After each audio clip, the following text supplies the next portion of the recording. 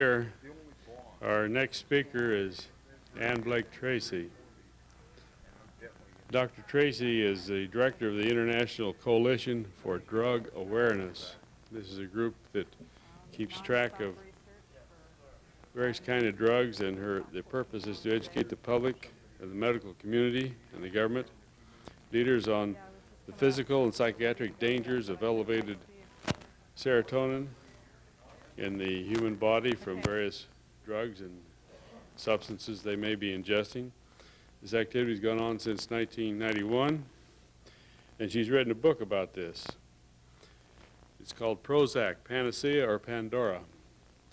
And there's been a lot of interest in this. She had one testimonial come to her from a nurse in England.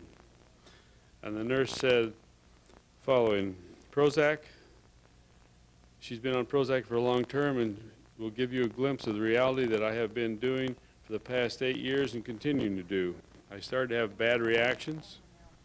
In October of '96, I found Prozac to be causing joint and muscle pain itself. I also became concerned that I was developing signs of Cushing's syndrome. I was very pro-Prozac until last October and would not have listened to anything said against it until I got problems. I thought it was saving my life, while all the time it was insidiously and slowly killing me. When I first heard about your book on the internet, I was interested but quite skeptical. However, since reading it, and having suffered so many problems with Prozac, I've come to the conclusion that the book is brilliant and a self-liner as far as I'm concerned. A lifesaver as far as she is concerned. I tried to fault the research and the reasoning, but could not and still cannot. I would like to extend my thanks to you for your heroic stance in this enormously important issue. I have tremendous respect and admiration for your hard work, determination, courage in pursuing this subject so vigorously against so much powerful opposition for the benefit of people like me. Your integrity puts many, if not most, doctors and psychiatrists to shame. It is reassuring to find that there are a few people in the world who are prepared to fight for the truth for the benefit of mankind.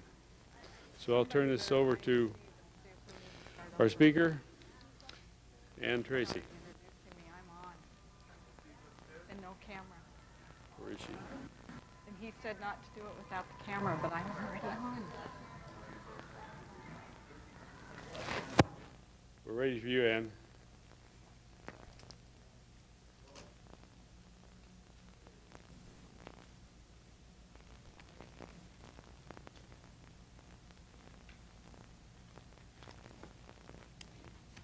Thank you very much.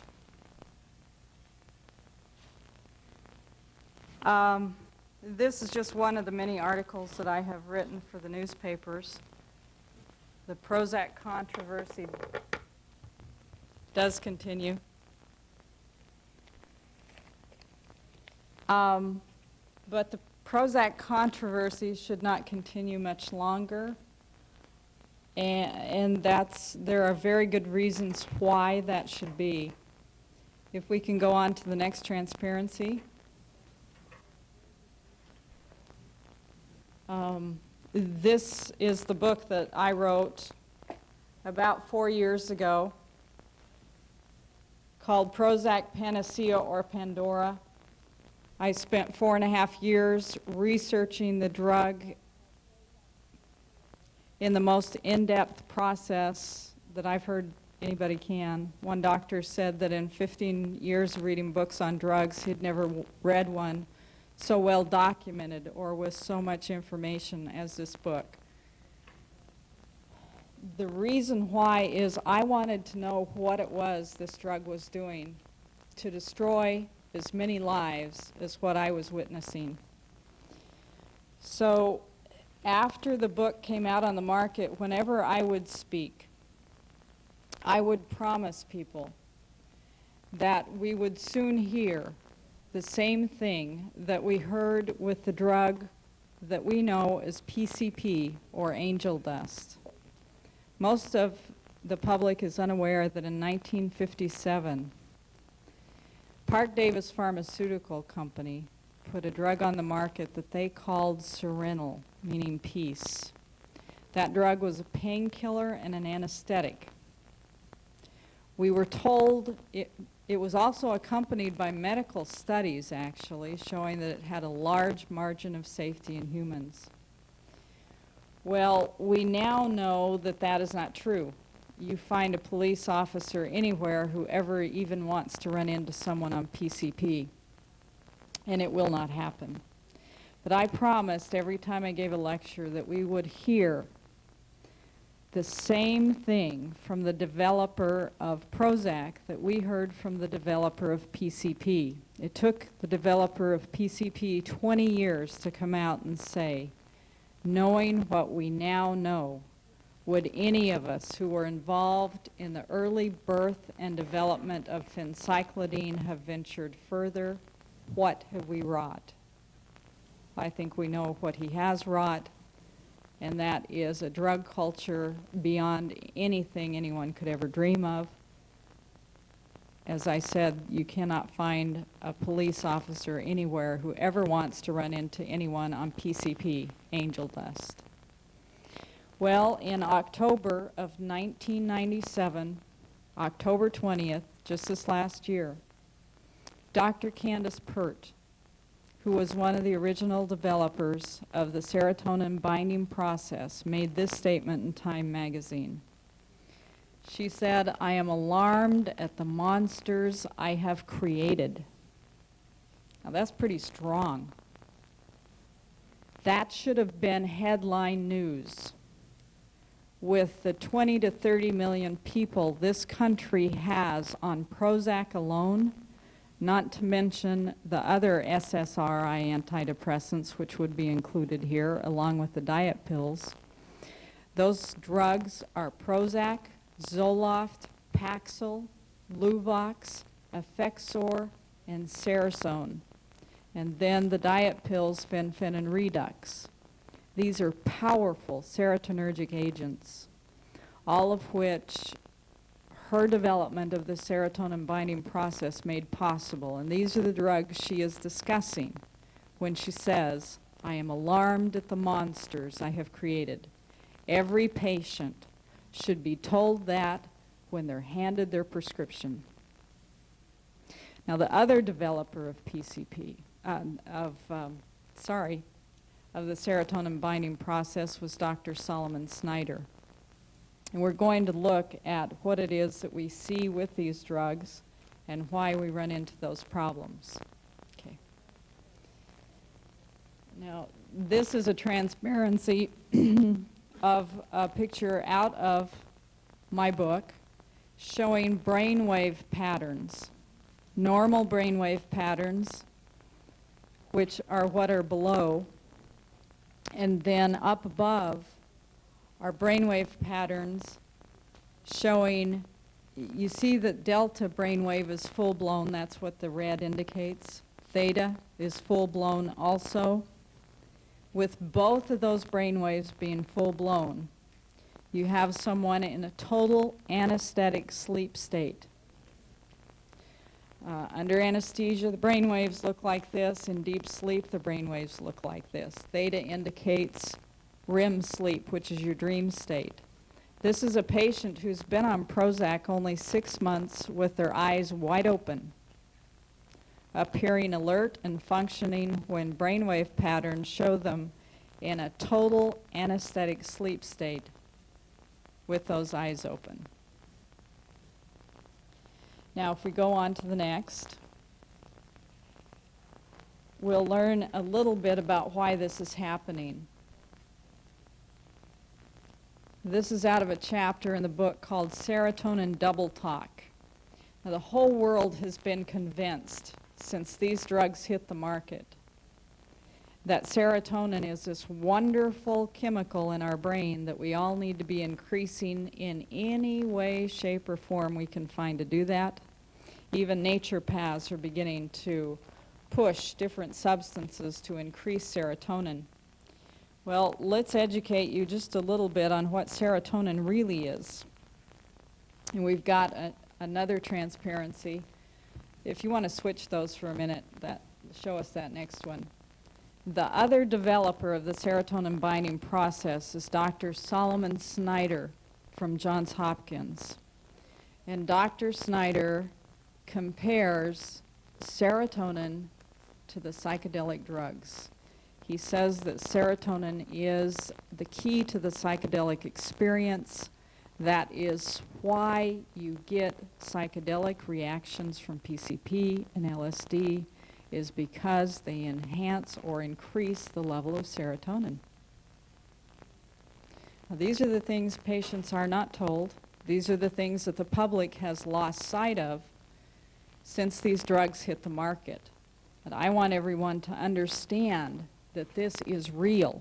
Now, if you can go back to that last transparency we just had, we'll go through this list of what we get with the increased levels of serotonin.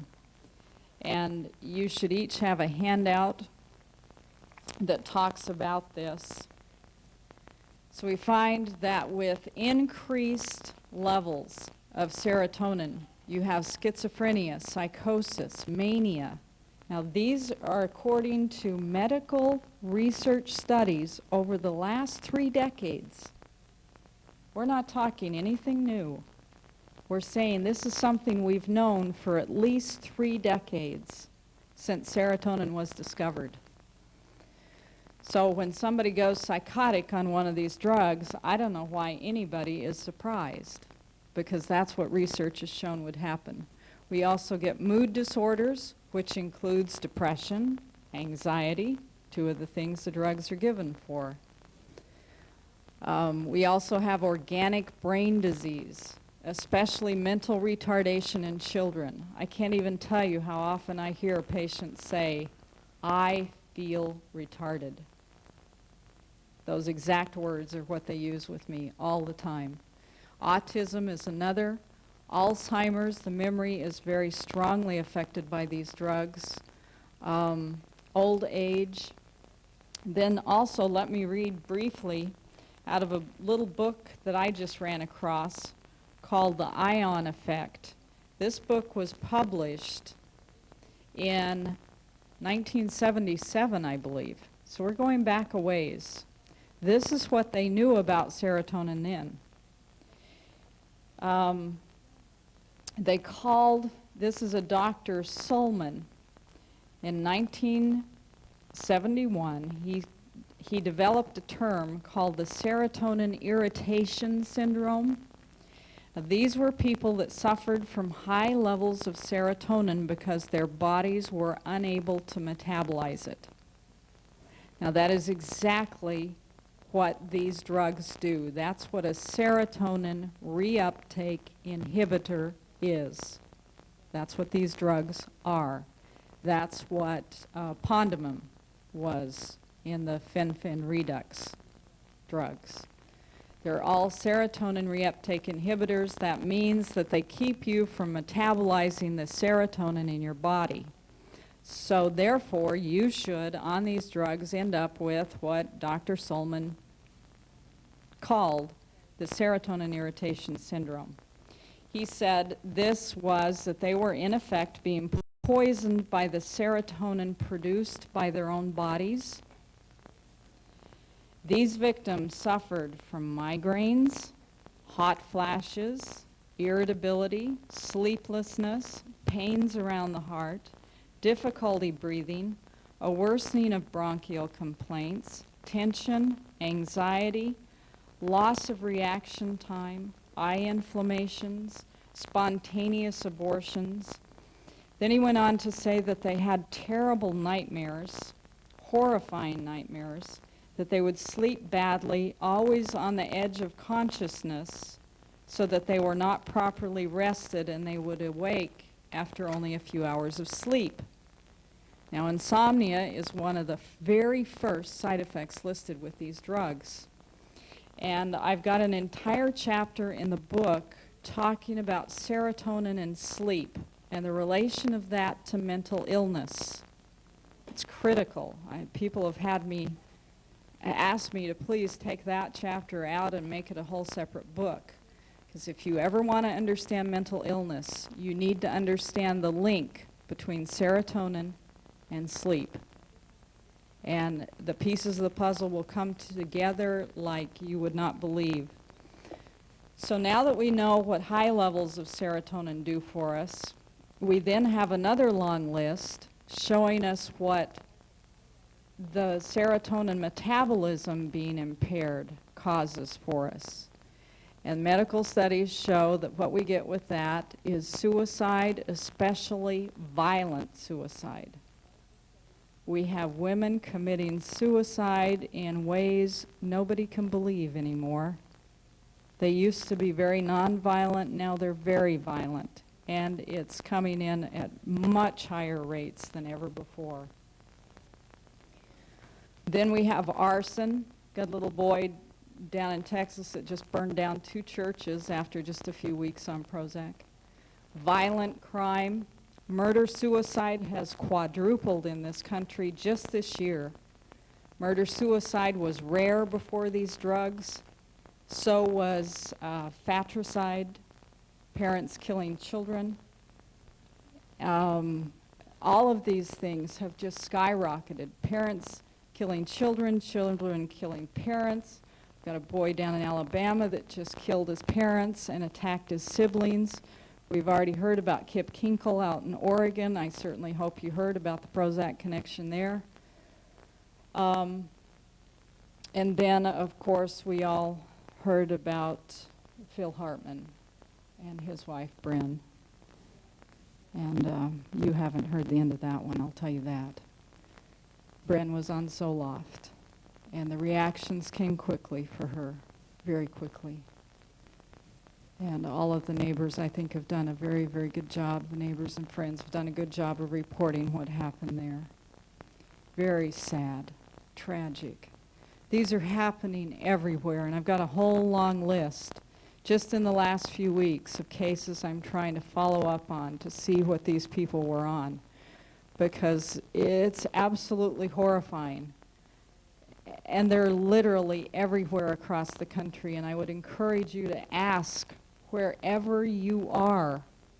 If you see anything like this, start asking what the individual was on, because if we don't, this is not going to be taken care of. And it is affecting you whether you're using these drugs or not. I can't even tell you how often I've interviewed just everyday housewives that tell me they sit in their front window trying to decide who to shoot going past their house. These are people you would never ever dream of being violent in any way, shape, or form. I just interviewed a school teacher up in Salt Lake that was trying to hire students to kill the principal while she was on the drug. This is a woman that was not just your average school teacher either. She was Outstanding School Teacher of the Year. In San Diego, there was a person who shot up a bunch of people. Come up where we can hear you. There was a person that shot up a bunch of people in an apartment house, and they had live television there, and they talked to the neighbors. And the neighbors said, yeah, he was a really neat guy. Then he started going on prescription drugs, and his personality radically changed. Yes. The next day, you never heard a word about that whatsoever. They had a psychiatrist come on most of the local television stations. Nothing was said about the person's drug use whatsoever. Amazing. And that's the major thing. What I've noticed so far is that if you have a live type of thing happening, people talk about it, but then as soon as the news media comes in, they control it just immediately and bring in their own people. And to me, that's the most frustrating point. There all this is a investigating lot you're of money, doing, a and lot of money they're behind totally this. just repressing all the results of the Prozac, et cetera. Yes. Thank you very much. If you can get me any information on that case, I'll follow up with the families and let them know. Regretfully, there was a second one in San Diego. It was at General Dynamics. A person shot up somebody, or they shot up 3 employees, and it never even made the local news. And he was again on prescription drugs, Prozac, from the company itself, and it didn't even make news media whatsoever. Well, the reason why it's not making the news media is because it costs them money when things like that happen, because these drug companies are settling cases, They're doing it silently, putting gag orders on the families once they settle, so that they can keep the drugs out Seemed for like the to me full that- patent time. That would be a whole separate book right there, if I the know. depression. I know, I'm trying to get around to getting that one done too. There's just so much of this going on. But people do need to know that these cases are being settled. If you know anyone who's died as a direct result of this drug, either from their own use or someone else's, please let me know, and I will find one of the attorneys who are filing these charges. It seems to me that there's much more complicated issue here with combinations of different drugs. Yes, there is. That people are taking, and the interactions between Right. the complications. And I'm glad you brought that up, because these particular drugs you just don't seem to be able to mix with anything at all. And people are not being told that. Another thing that they're not being told is something that we're going to go into in just a minute, and that is that these drugs cause incredible compulsions for alcohol and other drugs. And so you often will have someone start to use other substances along with these medications, even though they never used anything like this before, or they had gone for years and years and years and years without using. For instance, Del Shannon, the singer from the 60s that committed suicide after just 2 weeks on Prozac. We don't know if he had started to feel these compulsions to drink alcohol again, because what happens is you chemically induce hypoglycemia with these medications. And of course, the hypoglycemia or low blood sugar would cause someone to crave anything that's going to bring their blood sugar up quickly, which alcohol does. Of course, subsequently, it does drop it lower than ever. So these are things that we will go into a little bit deeper. And if you're talking about Bryn Hartman, what most people haven't heard, they've heard through the media that Bryn was using cocaine. They weren't told that Bryn was using cocaine after she murdered Phil. And it was only a trace even then. The alcohol was there. It was 0.15. Very high rate of alcohol, even though she did not drink hardly at all.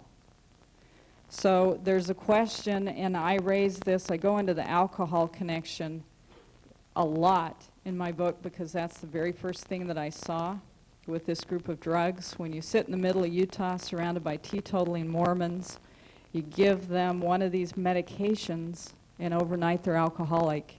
It really stands out like a sore thumb there. You've got people who've never touched alcohol before, and then something like this happens.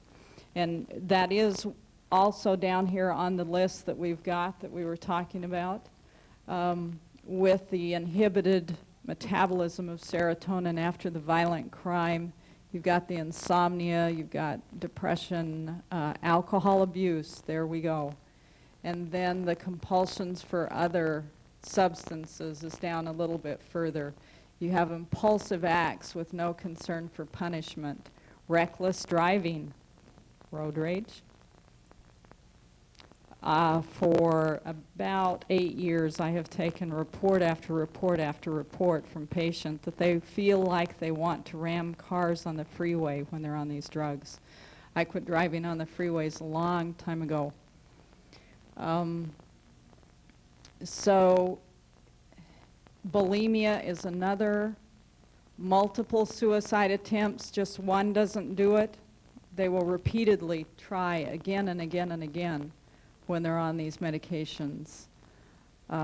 More contact with the police, of course, because the judgment is poor. And then more hostility, arguments with spouses, friends, and relatives. The divorce rate has just skyrockets on this drug. Utah's divorce rate is now higher than the national average. And yet we consume 3 times the amounts of these drugs as anywhere in the country. Why haven't we put that connection together? I don't know. I just had an article hit the papers there yesterday. Maybe it'll start to click. Our teenage suicide rate is 3 times the national average, while our use of these drugs is 3 times the national average. It's just absolutely identical. Be interesting to see about the divorce rate. But the patients say that they can no longer feel anything, and they assume that they have fallen out of love with their mate because they can no longer feel that love and concern as the senses are deadened. So these are the kinds of things that we run into, the obsessive compulsive behavior, and it goes on and on and on. The arguments at work. Look at the workplace violence. I think homicide is now the second leading cause of death in the workplace. We have got serious problems with violence in this country. What amazes me is that we know that 80% of those in prison right now because of violent crime are there because they were on drugs when they committed the crime.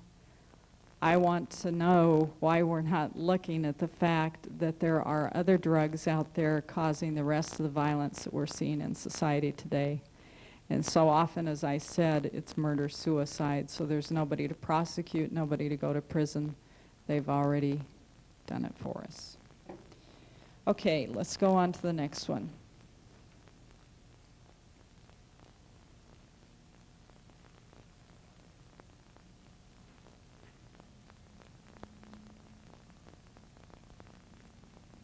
Okay, now talking about the alcohol connection, and also the suppression by the press of what's going on. I don't know how many of you heard that Princess Di's driver was on Prozac at the time of the accident, and that we already heard that he was on high amounts of alcohol. I announced to the world a week before we learned that he was on Prozac, that they indeed had a driver who had to be on Prozac. All of my information was presented at the University of Oslo in Norway just hours before. In Paris, they did announce that indeed Henri Paul was using Prozac, that it was in his bloodstream. You don't have super high alcohol content in the blood of someone whose family is saying, wait a minute, this man doesn't drink, or this man drinks rarely, unless you've got Prozac there. I mean, it's just as clear as a bell to me, and it was easy for me to see that. In fact, there's a couple of other high-profile cases right now that I'm working on to see if there was not one of these drugs back there in the background somewhere.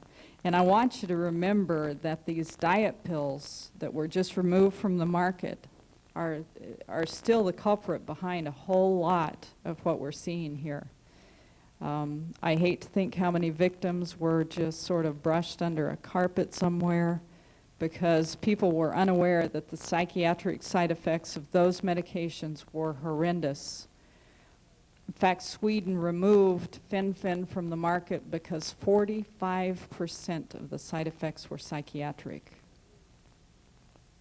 The drugs are just almost identical to these drugs. All right.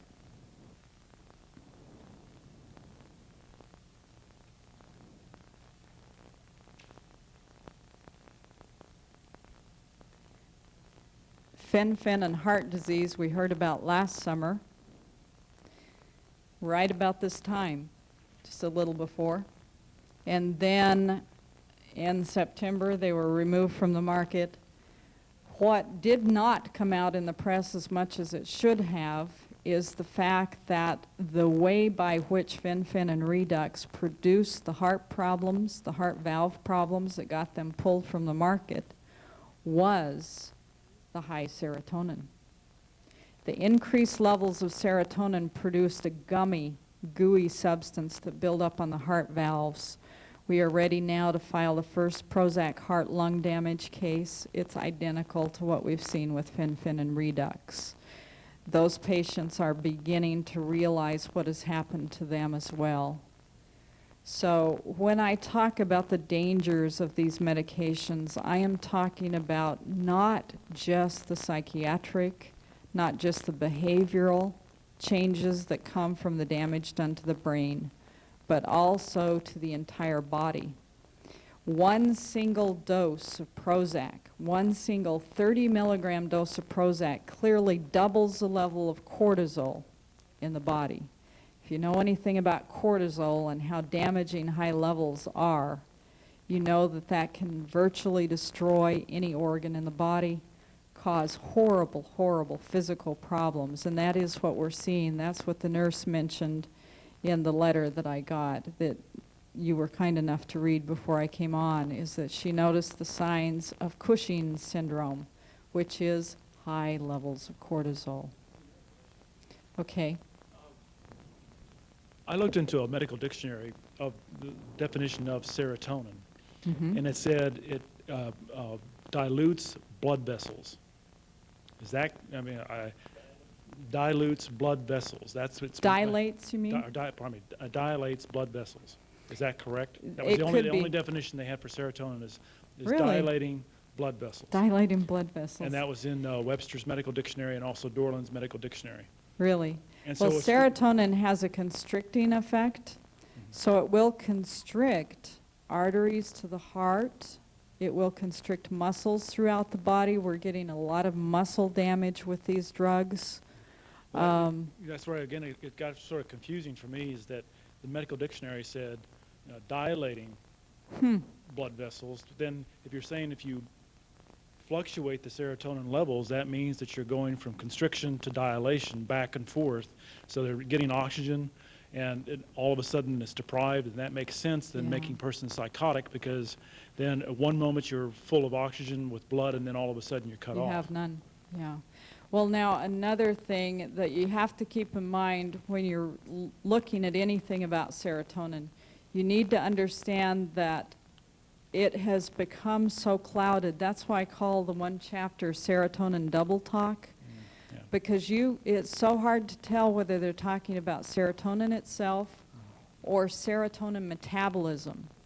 They call serotonin, the abbreviation for that is 5-HT, and the abbreviation for the metabolism of serotonin, or the metabolite that is the product when it's metabolized, they call it 5-HIAA.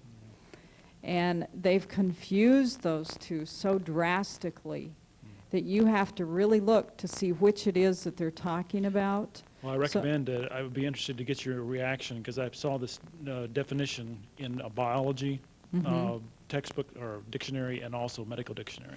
Yeah, if I read the full text, I could probably tell you what it was that they were trying to get at. That's all they said. It was a one-sentence thing, serotonin. That was in the Strange. biology textbook, and it's one of the, it's not it's the Dorland's, but Webster's, and it just said dilating vessels. And that was it. Interesting. So again, it's again, as you said, the doublespeak of Right. what are definitions, what That's are not. what's so confusing to people. I mean, when you read back through the research, it all becomes very clear. That's why I tried to gather all the research I could find and put it in one book, because people just did not get it. I mean, I've had doctors sit down and read my book and decide to take all of their patients off of these medications. But for them to be able to take the time out to research and find all of these documents, I mean, there's just no way. It took me 4.5 years to gather it. What doctor has got even just a few minutes to go out and research? They're going from one patient to another as fast as they can. Continue the good work. Thank you. All right.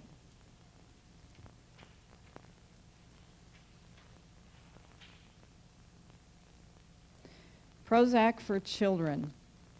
You can go on to the next couple of transparencies there, and we'll discuss this. 2 months ago, the FDA was petitioned by the American Psychiatric Association and the American Academy of Pediatric Psychiatrists to put children as young as 2 on these medications. They want it approved for 2-year-olds. They also want drugs for anxiety and drugs for aggression and drugs for bipolar disorder approved for 1-month-old babies. If it's not clear at this point what's going on in this country, I don't know what it's going to take to wake us up, but this is just horrendous. Yes. And if they're not satanic before the drug, they will be on it, because most patients say they feel possessed on these drugs. I know. It makes you wonder what they're on. But anyway, they did offer to do all the research, of course. That means they get research grants to do this to all these tiny babies. Doctors with a conscience, when you mention this to them, will say, oh my gosh, you don't even know anything about that brain yet, because that brain has just really begun to form. Barely begun to form at 1 month. You cannot tell what kind of disorder the child could have or will have. 1 month. How many aggressive 1-month-olds have you seen? But this is what is happening right now. They've gone through the adults to an incredible extent. I know everywhere you turn, someone is on one of these drugs. But now they're turning to children, babies. They want babies on these medications. And if you'll put up the next transparency, we'll talk just a little about a young man that was put on Zoloft a year ago. This is Matt Miller. At age 13, Matt's parents took him to see a psychiatrist because his school teachers said they thought he was having a few problems at school. It was a new school. Besides that, remember I said he was 13, starting into puberty. We sure talk a lot about women in menopause. When are we going to talk about kids going through puberty and how tough it is, how hard it is on their bodies, the changes they go through in their brains as the hormones begin to pump and their bodies are making more changes than they have since the time they were tiny babies. This is just a real drain. They need far more nutrients at this particular time so that they can deal with this. But rather than dealing with that, the psychiatrist that Matt's parents took him to handed them a sample of Zoloft and said, why don't you try this for a week? Well, according to Matt's father, he said we didn't get a week. Let me read you the letter. Find it here.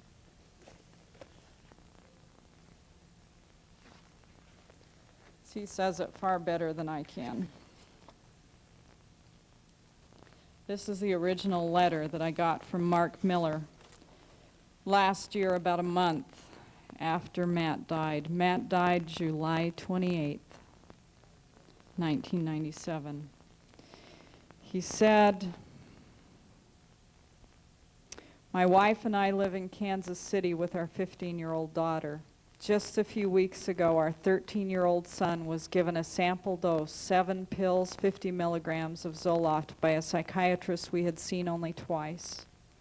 We were given no education about the drug other than, this might help. Call me in a week. Mark says we didn't get a week. Sometime during the night of the 7th day and after our son had packed his duffel bag for a week's vacation with his family. He just called his girlfriend, by the way, too, and told her that he would call her from there. He was very excited. He went into his closet and he hung himself in the middle of the night. His mother found him the next morning as she was gathering laundry. The laundry was hanging on the same hook.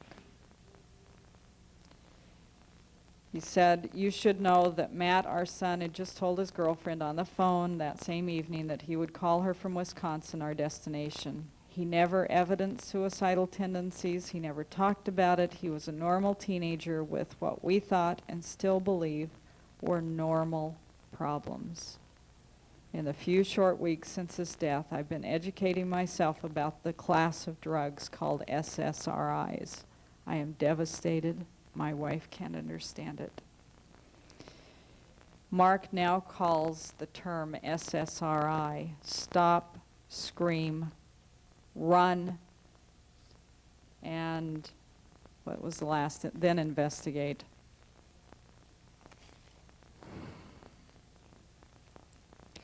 I don't know how many children we're going to have to see lose their lives in this country or take the lives of someone else. We have quite a few children behind bars right now because of these medications. What you need to understand is that the way in which these drugs produce violence is very easy to understand. Because remember that the high serotonin levels produce nightmares. Those high serotonin levels also produce sleepwalk. So what you've got is an individual experiencing horrifying nightmares and acting them out in a sleepwalk state. That's how you have someone like Susan Smith drive her children into a lake and then remember nothing about it and think it was someone else, because in her dream, that's who she saw do it, is she acted it out the way she was dreaming it. When the evidence is presented, they realize what they've done. I had one woman who was a prison guard call me about a year after coming off of the drug, Prozac. She was crying so hard I could hardly understand her. She said, "My best friend has just proved to me what it was that I did while I was on this drug, which is something that I lost the job that meant everything to me." She lost her job over this. And it took her friend that long to prove to her that she was the one that did it. She had blamed it on her sister. And what she was doing is writing seductive letters to one of the prisoners. Just totally bizarre kinds of things. In fact, we had a prison guard in Kentucky who had done the same thing right about the same time. Well, this one was out in California. But they had both lost their positions as a prison guard because of what had happened. Both thought someone else had done it. And that's where these false memories of abuse come in, is these dreams are so real and vivid that they cannot detect the dream from reality. And that's where the brainwave patterns we just looked at help you to understand that sleepwalk state that they're in. So I would encourage you to please pay attention, educate yourselves.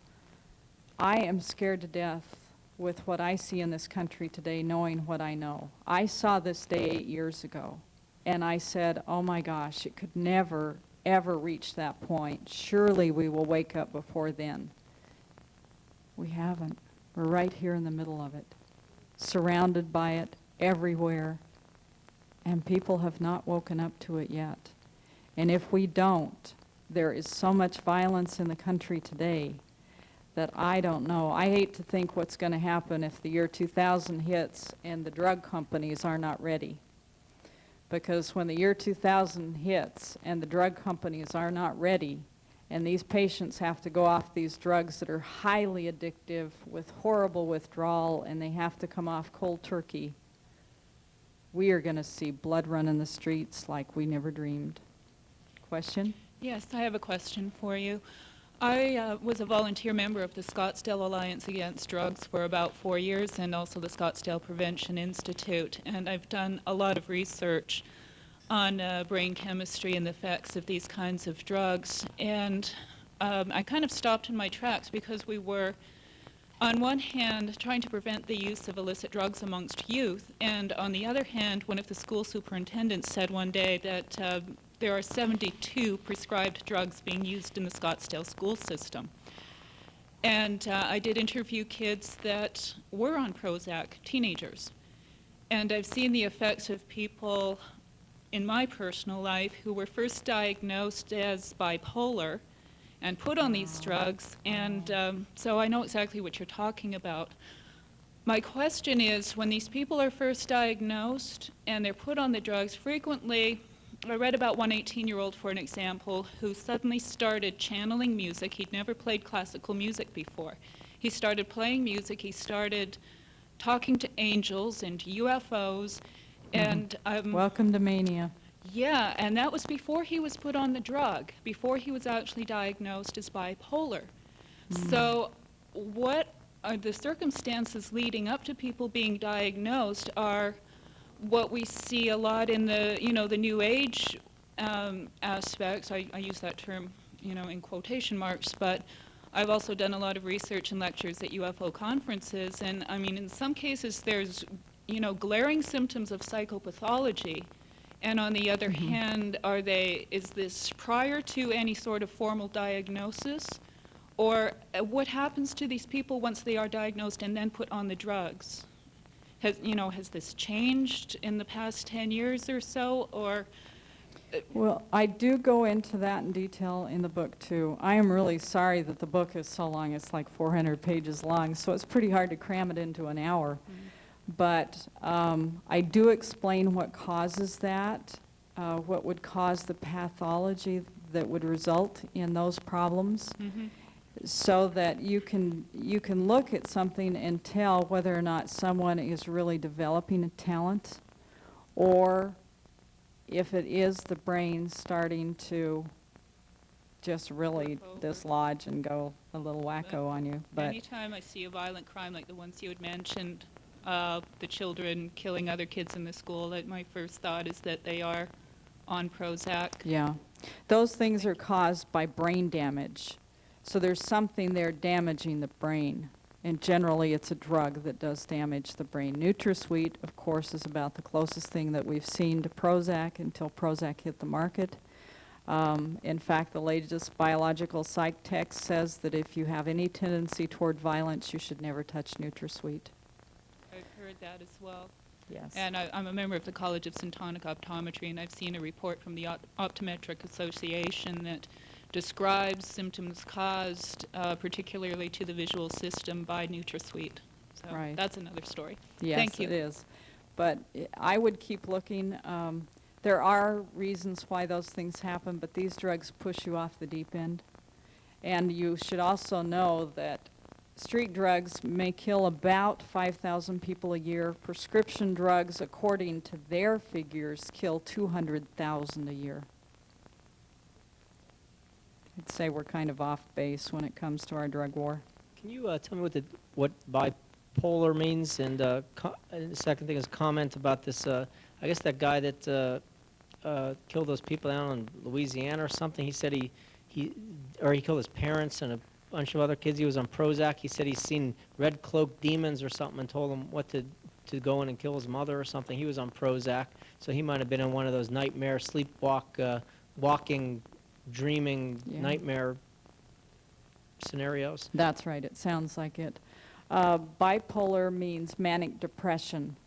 It's just the new term for manic depression. So it's somebody going into mania, which is that kind of a sleepwalk state. They also call that sleepwalk state a REM sleep behavior disorder, and they know that 80% of those that go into this disorder hurt themselves or someone else. It's also known as a drug withdrawal state. So there's the information on the REM sleep behavior disorder. But mania is more kind of like a dream state, but not really going into the nightmare portion. You're just kind of euphoric. And you're like, I've got a friend who thought he was a crown prince for 5 months straight. He thought he was a Scottish crown prince and had lots of money. So he would run around, try and spend all of this money, and ran around town in a little Scottish kilt. How do you correct that? How would you correct that bipolar type problem? And any other problems? There are natural things that are the best things I have ever seen. Bipolar, I am absolutely convinced, is a very severe form of hypoglycemia or low blood sugar. One of the very first signs that you'll see when somebody starts to go manic is they begin to drink, which is another sign that the blood sugar is way off base. So, number one, you get their blood sugar balanced. The best thing I have ever seen for this is noni juice. It's a fruit juice out of Tahiti. Within 2 weeks, the friend who thought for 5 months that he was a crown prince, within 2 weeks on noni, he was shaking his head like he was waking up and saying, "What's happening here? What have I been doing? What's going on?" It was literally just like watching someone wake up. And that was after just 2 weeks of noni. I don't know a drug that can do that. And he didn't have any withdrawal. He didn't have any side effects because it was just fruit juice. So that is the best thing that I know of for that. Now, I would encourage any of you, if you have any further questions, to go to our website. The International Coalition for Drug Awareness does have a website up called, our address is www.drugawareness.org, and we've got a lot of stories, personal stories of what individuals have gone through on these various medications, so that if you have loved ones who are on the drugs or friends who are on the drugs and they want to know more, they want to know what can happen, they can at least read what has happened to others. And they will relate their own symptoms, because so many of these physical things they did not know were related to these drugs. And that is how you end up with the terrible psychiatric problems, is the physical starting to go. So I thank you very, very much for coming. And as I said, I encourage you to learn more about serotonin, what it really is, and don't be blinded by what you're hearing in the news. Thank you.